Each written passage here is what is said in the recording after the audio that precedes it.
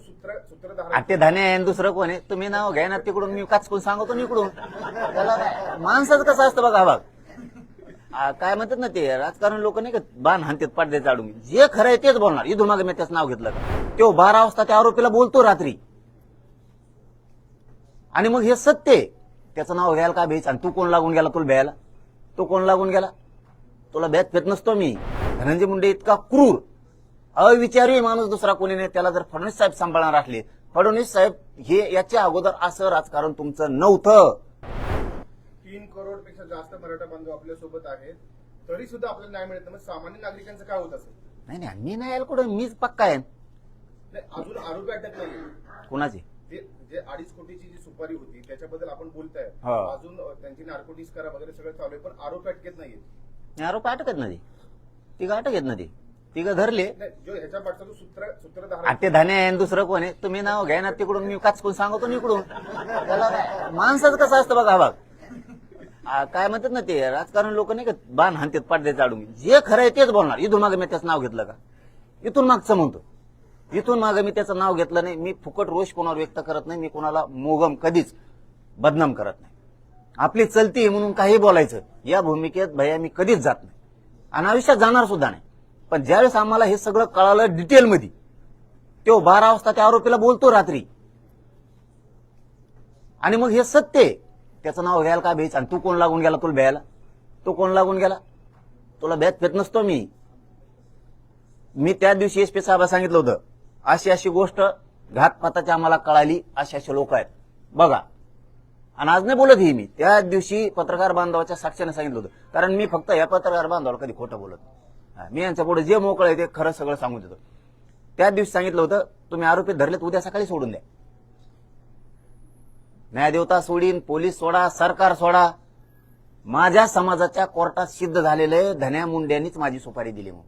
कारण तिथं बीड जिल्ह्यातले आणि जालना जिल्ह्यातले 100 लोक जे प्रतिष्ठित येते बसलेले होते, त्यांच्या समोर हे कबूल झालेलं आहे की धन्यांनी त्यांना 2.5 कोटीला माझी घातपाताची सुपारी दिली. त्याच्यामुळे माझ्या समाजाच्या कोर्टात न्याय झालेला आहे. मी बघा ना, आता तुम्ही करा नका करू, आम्ही आमच्या खंबीर आहे. म्हणून त्यांचा पोलीस सुद्धा आपण नाकारून टाकले.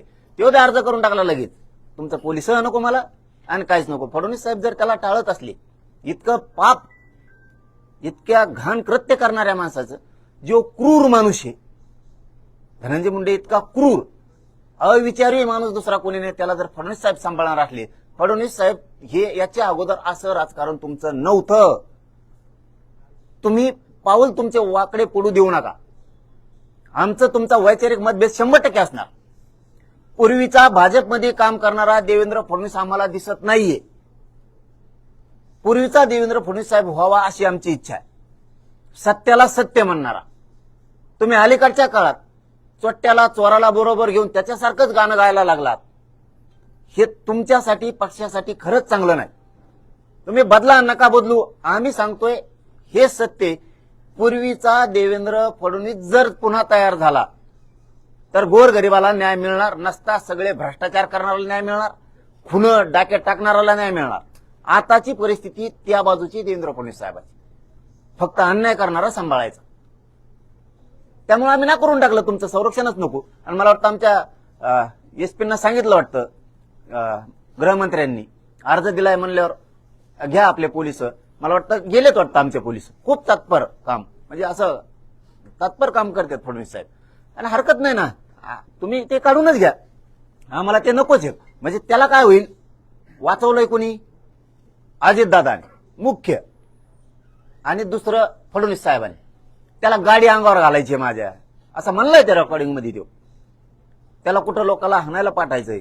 मोकळं पटांगण पण पाहिजे ना, मैदानात पाहिजे. मराठे मैदानात रणांगणात लढते, ये तू लोक व्हायचं तेव्हा. त्यामुळे फडणवीस साहेबांनी मोकळं रान केलं असेल त्याला, की ये तो ट्रक टेम्पो काय असते ना त्यांचे आहेत ना, ट्रक आमक्या तामक्या ते नावं टाकलेल्या आहेत ना, या त्यांना द्या, येऊ द्या. आम्ही प्रत्येक गावात मराठा राज्यात, तू टेन्शन नको घेऊ. बघ तुला पाठ पुरितो का नाही मी, तू पाठच पुरवणार, तू फक्त ये.